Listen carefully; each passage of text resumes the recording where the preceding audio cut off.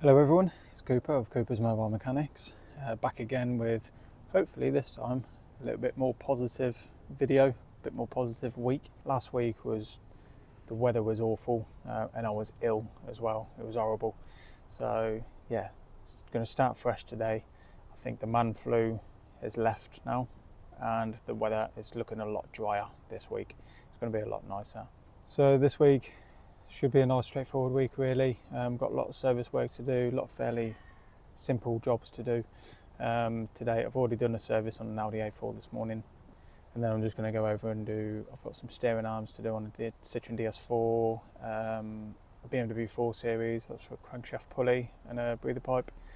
And then the rest of the week, like I say, it's got quite a few services to do, shock absorber, a little bit diagnosis to do, a couple of other bits and pieces. So yeah, I should have enough interesting jobs that I can show you. So if you haven't seen my channel before, this is basically what I do. I'm a mobile mechanic, and I like to show you what it's like, sometimes as a full week, sometimes in a day, just what it's like being a mobile mechanic. Sometimes I'll show you a full job start to finish as well. So if that sounds like something that you're interested in, then please hit the subscribe button for more content like it. So now I've got a Citroen DS4, which came to have a look at last week for a knocking noise. You can hear it mainly on the driver's side front. So while you're driving, it's a horrible knocking noise coming from around here. So I had a feel last week, and you can feel it. You can replicate the fault when it's sort of stationary like this with all the weight on it. If you shake the steering side to side, you can hear a really loud knocking. You can feel it. If I put my hand on the steering arm, you can feel it there. I'll try and film it for you just so that you can hear the noise that I'm hearing.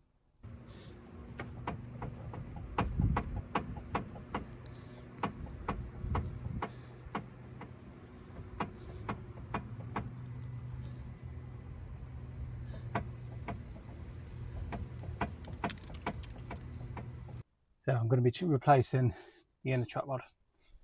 So what I'm probably going to do, obviously it's going to need tracking after, but I want to try and get it as close as I can so that it's at least driving somewhat straight. I'm just going to do a couple of measurements.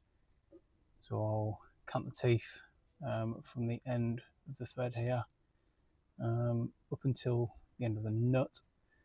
Probably also get a little bit of paper, put it up there and put a little mark on there as well, so that when I take the track rod end off, I can try and get it. I'll have to wind the track rod end off on these threads and then get it back onto the new one, and I want to try and get it as close as I can to where it originally was. And then obviously I just need to pull the boot back so that I can get to the inner track rod here, crack that off. I need to set the nut off for the track rod end. While I was here last week as well, I did notice that the CV grease everywhere, and the CV boot is split, so I'm going to be replacing that while I'm here as well. I have got another track rod end for the other side as well, because I've just got the customer to sit in it, check the steering wheel how I was doing, and put my hand on the other side, and you could feel a bit of play there as well. So it's not as bad as here. I don't think it's what's making the noise, but it is on its way out. So he said, we might as well just do the two together. Well, so I've taken the steering arm out. The ball joint on the track rod end, you can't feel play in it, but it feels really stiff and notchy. I can't even push it with my finger there. So I've gone and got a new track rod end. I'm going to fit that with the steering arm for the sake of 15 quid for the track rod end. Whether that's what's causing the noise, I'm not 100% sure. I know I can definitely feel play coming from the inner track rod, so it definitely needs a new arm. But it doesn't feel good, so it's either making a noise now or give it six months time. After doing this, it's probably going to start getting play or start getting noisy anyway. So yeah, for the sake of £15 for a new track rod end, I'm just going to stick one on there now. Well, I've got the new steering arm and track rod end on, so I want to make sure that that's actually cured the fault. So I'm just going to take it for a drive, make sure it's got no knock in, and then If it's all good, then I'll go ahead and tackle the other side and do the CV boot here. Alright, slight problem. The knocking's still there. So you can still feel it when you're shaking the wheel. If you put your hand on the trap rod, you can still feel a lot of play knocking around, and then you can hear it as well. So I did speak to the customer when I was first here last week and said, I believe it's the trap rods, but it may be the steering rack itself. I think it may be the steering rack. I think that's what's knocking around. So I've just let the customer know, just see what he wants to do, because obviously a new rack it's going to be an expensive repair, isn't it? So yeah, I think he's just said, just pack up for now, leave what I've done, leave the CV joint, don't do the other side, the steering arm, and just charge him for what I've done with the one arm. And then I think he's going to take it from there, really, see what happens, see if it gets through an MOT. Let's say the CV boot is a little bit split, but it's kind of borderline advisory. So yeah, I think that's what we're going to do for now. But yeah, a bit disappointing. Right, so yeah, like I said, we're going to leave that as it is for now, and just do a little bit more digging into the knocking noise. So what I didn't want to do is just carry on, change the CV boot, change the other steering arm if the knocking noise is still there, and then sort of further down the line, when with a bit more diagnosis, find, oh, it needs a steering rack, it's going to cost a lot of money, and then it's kind of wasted that money on the other bits and pieces. So yeah, we've left it there, but I don't just feel a bit like it's left me feeling a bit deflated, because I thought I diagnosed it correctly last week. Obviously I hadn't. I did say to him at the time it may be a steering rack issue rather than the steering arms, so hopefully not, hopefully it is just the steering arms. But so at least he was kind of somewhat prepared that it might be a rack issue. But yeah, I'm just not convinced. I just don't know what it is. It's a loud knocking noise. You can hear it while you're just going over a bumpy road. Sounds almost like a ball joint, but there's no play in any of the ball joints or anything. All I can feel is on that steering arm. So when you're shaking the wheel like that, quite aggressively, like shaking it over like that, you can feel a lot of knocking coming from in there. And obviously I've changed the steering arm, so it's got to be the rack, really, hasn't it? Yeah, we'll see where we go with that one. Anyway, I'm going to go to my next job, which is a BMW 4 Series, to do, what am I doing on that? Oh, crankshaft pulley and a little breather pipe. So I'll just go and swap those over now. Right, so this next job, just a nice little straightforward one. The BMW 4 Series, I think I showed you, it was a few weeks ago I did this, so I did put it on a video. I replaced the alternator belt, but while I was here I noticed that the crankshaft pulley is just starting to split around there, and then there's also a breather pipe that goes onto here, and that's split, so I'm just here to replace those now. So to replace the pulley, nice and straightforward, just want to get a 16mm socket on there, wind the tensioner over, put a little pin in there, then I can get the belt off.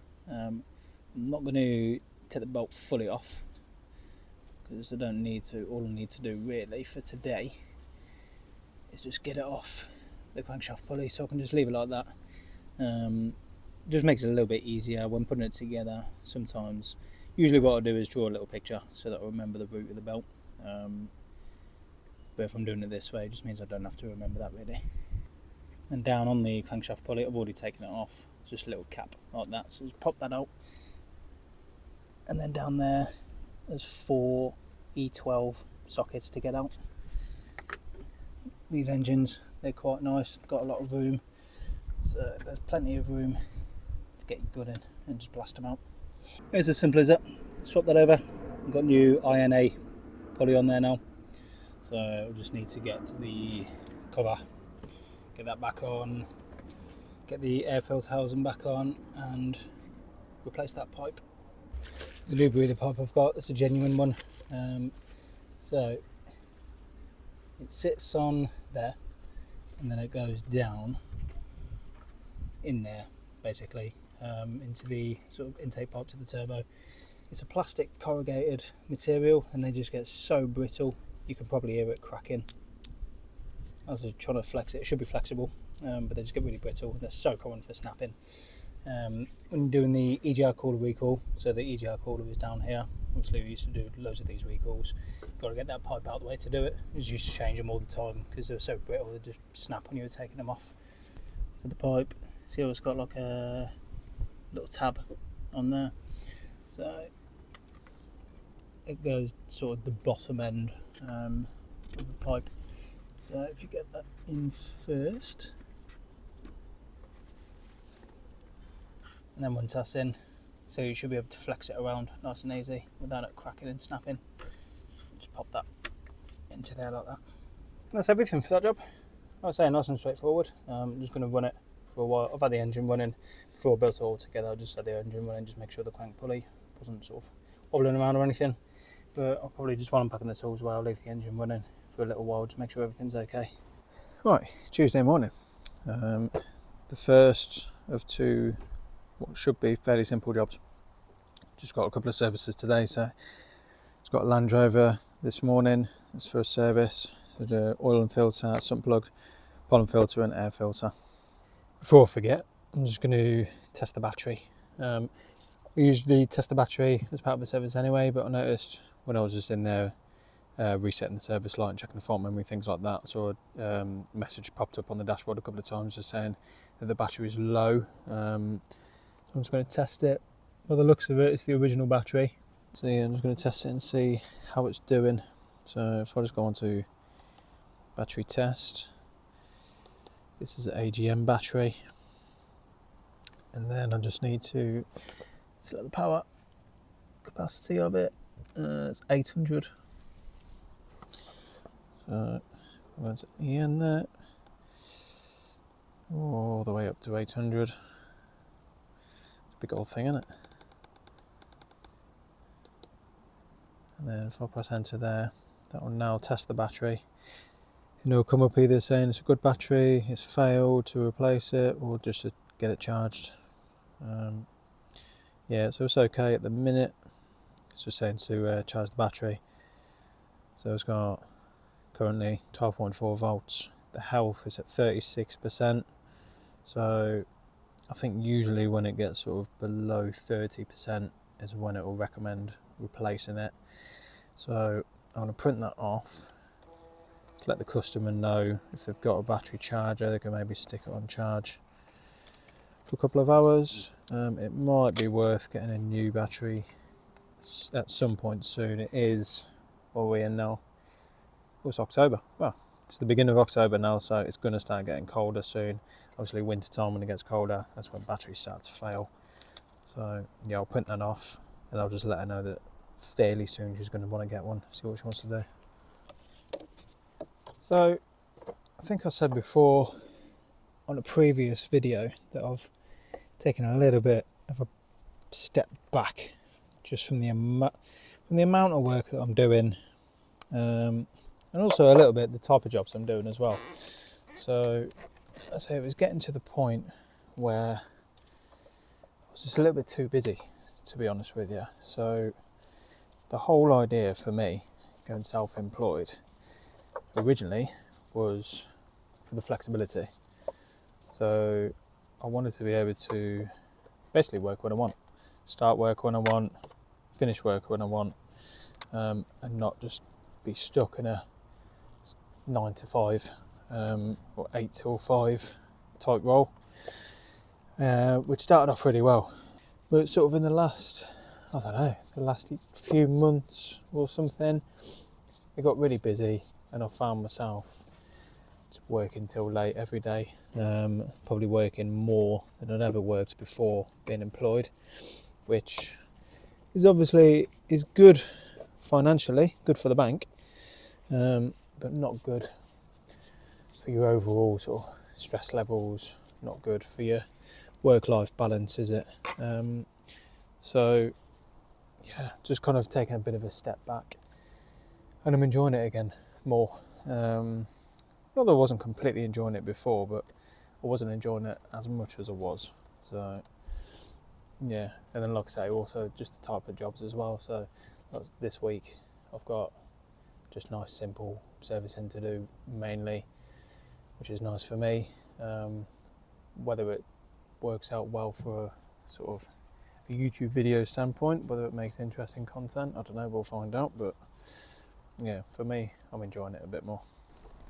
Right, so now I've just got a service on this BMW 4 Series, so oil and filter, micro filter or cabin filter, and the air filter.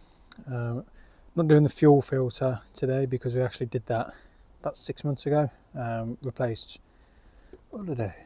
Oh, some dissing pads on it, the front and rear dissing pads, and I wanted the fuel filter changing back then, so we don't need to do it again. And then he got his car MOT'd the other day and it just failed on a passenger side rear shock absorber, so I just got a new one to fit while I'm here. Changing the air filter on this, similar process to the 4 Series that I showed you from yesterday. So for that one I had to get the whole air filter housing out the way to get to the belt.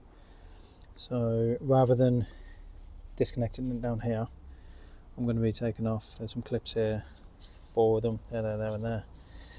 Take this pipe off along here, and then you just pop out the rubber grommets. So one there, there's actually one missing from there, but just pop these out.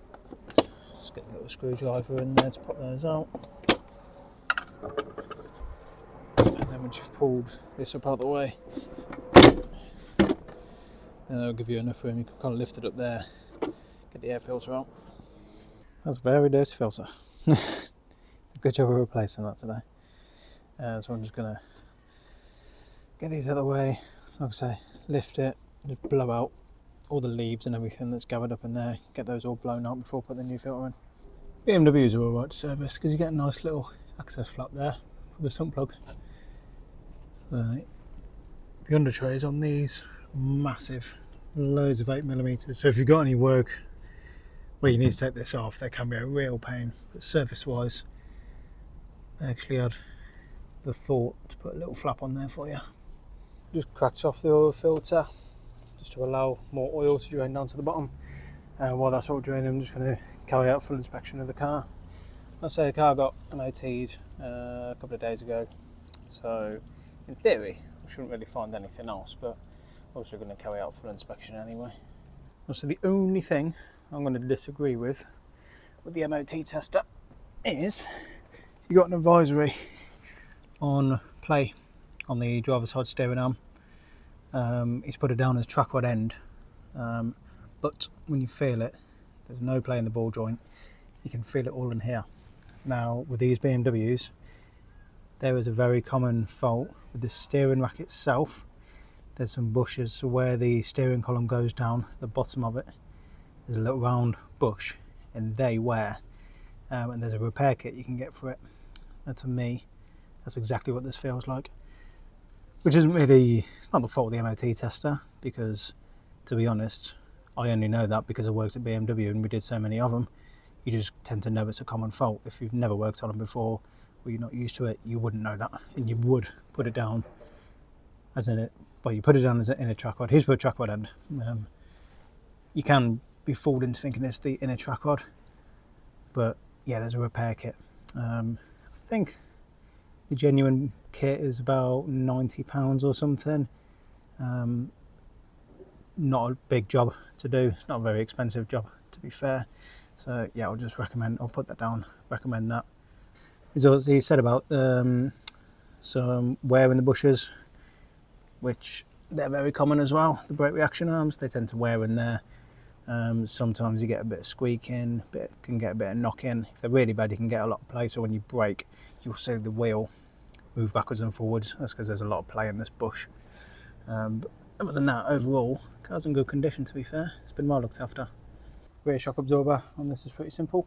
So I'm just going to support the lower arm and then take out the nut and bolt here. I think it's at 18mm. And then up here, just got some E12s or E14s, 3 of those, drop those out. And then it's just a case of swapping over the little top mount here. Bump stop is non-existent. It's a bit annoying because if I knew that, I would have bought a new bump stop with me. But yeah, see what I can do with that. See if I can get the two back together, or I might have to go out and go and get a new bump stop for it. I went out and got a new bump stop with the cover. So that's looking much nicer, isn't it? New shock absorbers in. It's got to whip the wheel back on now. Replace the cabin filter, and then what else have I got to do? Got to put some air in the tyres, and then just do the paperwork really. Oh, and reset the service light, obviously. Right, Wednesday morning, we've got a Ford C-Max for a major service, an automatic gearbox oil and filter change. So we're using man filters for the oil filter, pollen, the air and the fuel filters with the sump plug. Then we've got the new service kit for the automatic gearbox, so that should contain the oil and the filter. So the first thing I'm doing is just checking the transmission for any faults. Make sure there's no fault code stored in there before doing the service, which there's not. And then I just want to get the gearbox oil a little bit warm, so I'm just going to put it in reverse, leave it there for a few seconds, and then do the same in drive, and then I'll also shift over into the manual and just put it in various gears, put it first, second, third, just get the oil circulating around, get it nice and warm, ready to drain out. So before draining any of the oil, what I've done, I'm taking the air filter housing out. This here is where you fill the oil up. So before draining anything, I just want to make sure that I can crack that off, which I can. So that's nice and loose now. And I've done the same with that plug there, which is the level plug. So what I don't want to do is drain out the oil, which is that plug, and that plug, there's two of them. I don't want to drain these out and then find that I can't either take this one out or take out the front end one, because then you're kind of stuck with the gearbox with no oil in it and no way of getting new oil back in. Yeah, so they're all good. I've cracked those off nicely, so now I can get underneath and drain it. Right, so this side's all drained. I'll just put the plug back in, and then this back one is just still trickling out a bit. In total, probably drained out about 6 litres maybe. While that one's trickling off, I'm just going to replace the filter. So you've got 32mm socket to put on there. Wind this out, and there'll be a filter inside there to replace. Yeah, the kit that I've got, it comes with the oil, and then got the new filter inside there, new housing, which is nice. Obviously, new seals go with it. Right, so now the filter's changed over. The two plugs are tight at the bottom, filling it up. Nice and easy. So you just got a fill plug here. Just get a little funnel in there and you can pour it in. Alright, so now that's all filled up, I'm just going to do the same process as before. Just got the engine running. I just want to put it in reverse. Just slowly go through all the gears. So reverse, neutral, drive, and then put it into manual, put it into gear 1 and 2, just for about 10 or 20 seconds each. And that just allows all the oil to circulate around the box properly, and then I can take out the filler plug, or the level plug, sorry. And then what I would want is for the oil to kind of drip out, and then once it's stopped, just kind of dripping. That's when I know that the oil is at the right level. And then ideally, what we want now, I've gone through the gears and then put it back into park, turn the engine off. Ideally, what we want is for me to take this plug out, some oil come out, that should be level. I'll stick this plug back in. Obviously, if you take this plug out and nothing comes out, then you basically just need to then keep topping up a little bit of oil. Probably do about 1/4 litre at a time, and then just wait for it to come out like that. Next one off, you go from saying how nice and easily accessible the gearbox oil and filter is, then you go and do the engine oil and filter, and you greet with that absolute monstrosity down there. What a stupid place to put a filter. So you've got a socket with a spanner, it's like that, so you can tuck it underneath and crack it off like that.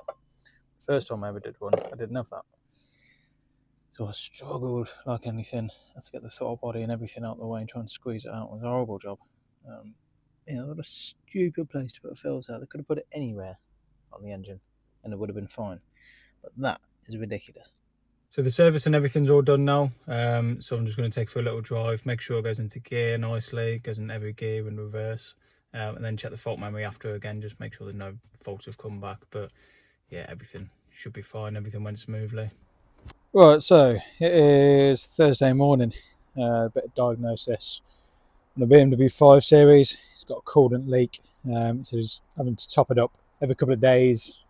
He's topping it up, so I'm just going to get the coolant pressure tester on there, and then hopefully with that pressurized up, if there's an external leak, it should be quite evident.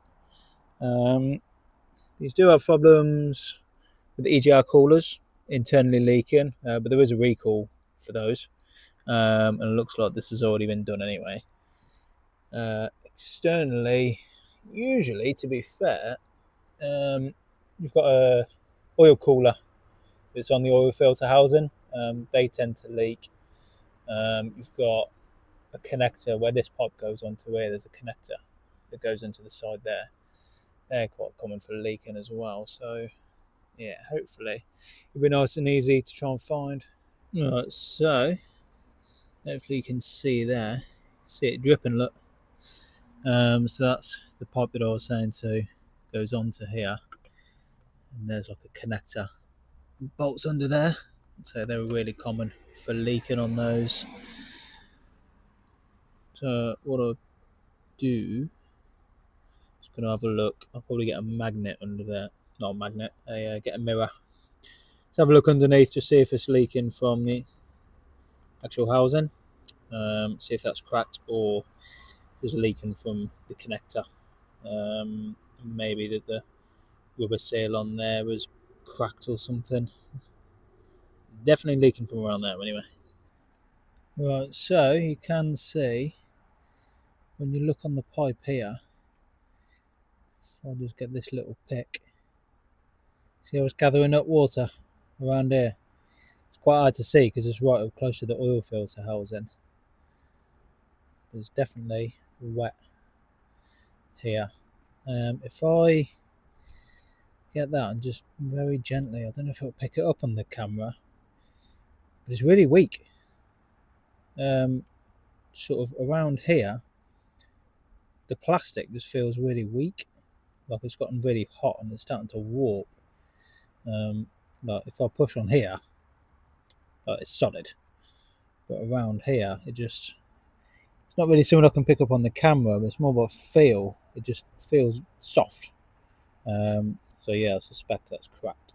So yeah, we'll stick a new one of these on. I think done quite a few of these before, and you have to take the intake manifold off to get to it, just to get to all the bolts. So basically just stripping all of this down, getting the intake manifold off and out the way, which can be a bit tight because of the wire and loom and everything. But yeah, quite happy about that. It's quite a nice straightforward one to find. Alright, so now I've got a bit more diagnosis to do on a Vauxhall Corsa. Hopefully you can hear me. The fan's going mental. So she was saying when she drives, when she puts her foot down, she loses power, and then the engine light comes on. So just had to take it out for a bit of a drive just to replicate it. You see it's come up with a fault there for cylinder 2, unexpected behaviour. It's probably a misfire or something. So what I'm going to do, stop the coils and the plugs. So stop the plugs like from cylinder 2 over to cylinder 1, and the coil from cylinder 2 to cylinder 3, take it for a drive again, and then see if this fault moves over to a different cylinder. Well, may not need to swap it over. Got a big crack on the spark plug on cylinder 2, look. I probably will, I'll swap it over anyway, just to confirm, but yeah, that's not good. Well, so you can see there, the fault has moved over to cylinder number 3, which on this engine is the one closest to the timing belt. So it's the one that we've swapped the plug over. It's another little way of just confirming that we are looking at the right cylinder. I've unplugged, so that's the one that I put the spark plug in. I've unplugged the coil, which is now giving me a fault cylinder number 3 coil power supply. So that just another way of confirming and proving that this is cylinder number 3. Sometimes there's a bit of confusion. Most engines have it 1, 2, 3. Some engines, the little French engines, this is a Corsa, but it's a little Peugeot Citroen engine. They have so cylinder 1 is over this side, so they have 1, 2, 3. So that can sometimes cause a bit of confusion. But yeah, so that's just a little way of just confirming that we are looking at the right cylinder. So yeah, obviously need a new spark plug. Might as well replace all 3 while we're here. There's no point in just doing 1. Well, so that one's done at last. It wasn't quite straightforward. I put the spark plugs in, took it for a road test, and then I had a misfire on cylinder 3. I was like, what? So I double checked everything, swapped the coils over, 2 and 3, fault didn't move. Thought I'll put the old spark plug back in to cylinder 3, just see if that sorts it for the time being. Didn't sort it. So I just ended up swapping and changing bits all over the place. Ended up swapping 2 and 3 again, and then eventually the fault came back on cylinder 2. So I was like, right, I think I've got a faulty spark plug here. So I had to go out and get more spark plugs. I've got a full set just in case. But the annoying thing is that GSF is 25 minutes away from where I am now.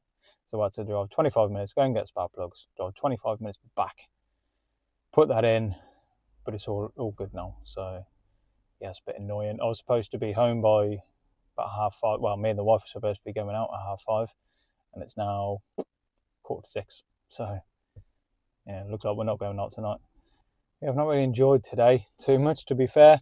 My first job that I didn't film, I just got too involved in it. That was for diagnosis on a Golf convertible roof, which, if anyone's ever worked on convertible roofs before, you know they're just an absolute minefield. Bit of a specialist job, really.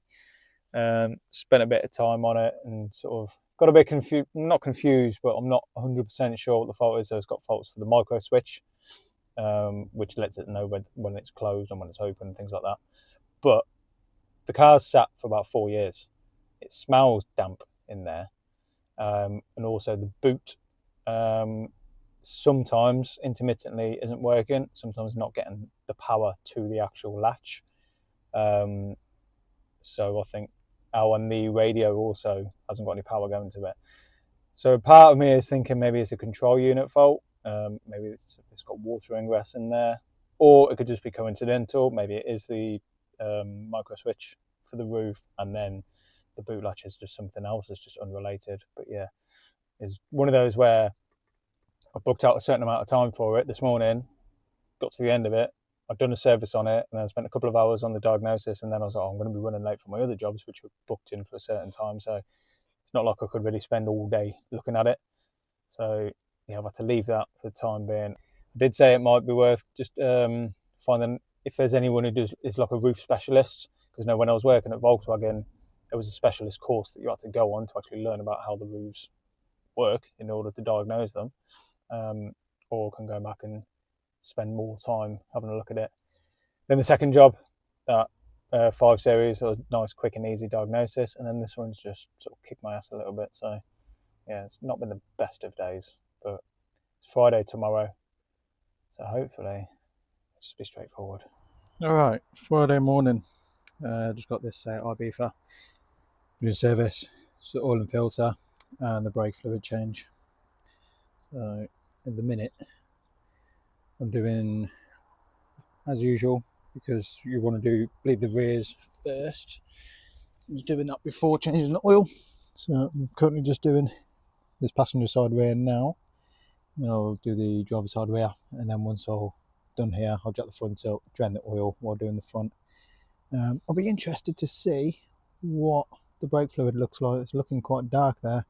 According to the service book, brake fluid hasn't been replaced in 10 years. So yeah, I think that's going to be quite dirty. When I got here this morning, the customer just said about the handbrake. Said it was quite high. Recently passed the MOT, so the brakes are absolutely fine. Just handbrake's quite high, so I just made sure they've adjusted at the rears nicely. And then I've just adjusted the handbrake lever just to give it sort of 4 clicks, make it feel a bit nicer. Car's in pretty good condition overall, to be fair. Last year I did a major service and the timing belt on it, replaced the 2 front lower arms on it. I think I did a couple of other bits as well, but can't remember. Discs, I'm going to measure the thickness of them. They've got a fair lip on them, but the pads, they're quite new by the looks of it. So they got replaced only a couple of years ago or so. So I'll measure the thickness, see where they're at, but there's no real huge rush to get them replaced if the pads were okay, to be fair. Brake fluid's looking pretty black in there, to be fair. Usually when it comes out, when it's fresh brake fluid, it's sort of a fairly clear yellow. Yeah, you can see it's pretty dirty. The service is all done. Inspection sheet is all filled out, book stamped. Service light reset. All I've got to do is just check the oil level, do the tyre pressures, and then that's me all done. So that's me done for the day and done for the week, as it turns out. I knew today was going to be a short day anyway, because originally I was just going to have a shorter day and then go and pick my lad up from school. But as it turns out, I only had the one job. So I did have a second job booked in, but when I went to go and text him just to let him know what time I was going to be there, and then I realised that the last text I got off him, so when I sent him over my available dates and times, the last text off him just said, yeah, it sounds good, let me just check and make sure I'm free. For some reason I put it in the diary anyway without getting any confirmation from the customer. So I texted him this morning just to say, oh, well, am I coming over to do the belts? Because I've got you in the diary, but I haven't actually had confirmation. And he was like, oh no, I can't actually do today. So it turns out I've just had the one job to do. So I think I've got a load of parts that I need to go and collect. I've got jobs I need to price, so I've got a load of admin bits, so give me a chance to do that. And I might have a bit of a sort out of the van as well, because it's getting a bit of a mess now. So I hope you've enjoyed the video. It's been a bit more of a positive video than last week. Yesterday was a little bit hit and miss, but yeah, the rest of the week's been pretty sound, to be fair. So yeah, I hope you've enjoyed watching the video. Thank you very much for watching, and I'll see you on the next one.